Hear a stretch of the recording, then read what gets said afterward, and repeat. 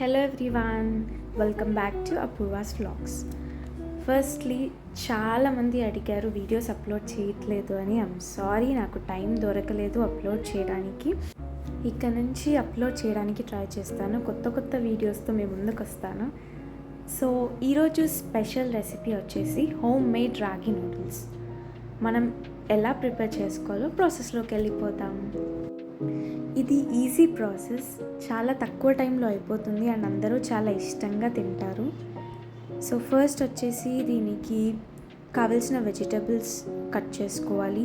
నేనైతే carrot, capsicum, మిర్చి, garlic ఇవన్నీ తీసుకున్నాను.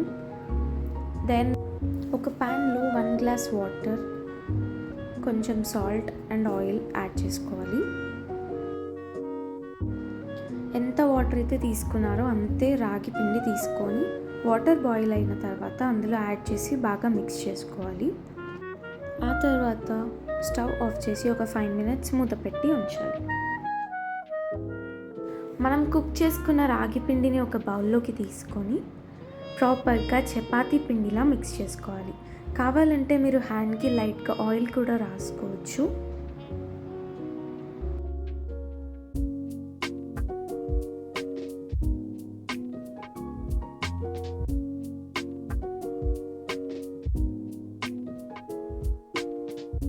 దీనికోసం నేను ఈ మౌల్ని తీసుకున్నాను.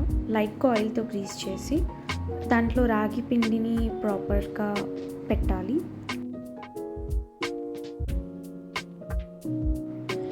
ఇది ప్రిపేర్ చేసుకోవడానికి ఇలాంటి బౌల్ అయినా తీసుకోవచ్చు, లేకపోతే ఇడ్లీ చేసుకునే పాత్ర ఉంటుంది కదా, అందులో కూడా మనం చేసుకోవచ్చు.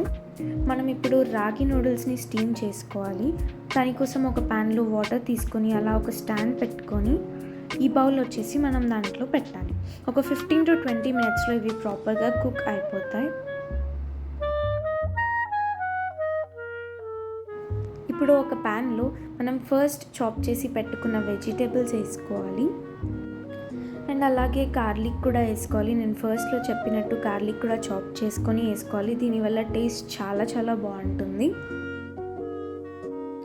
అండ్ ఇందులో కావాల్సిన స్పైసెస్ లైక్ సాల్ట్, మిరియాల పొడి, ధనియాల పొడి, ఇంకా ఏవైనా కావాలంటే మీరు యాడ్ చేసుకోవచ్చు.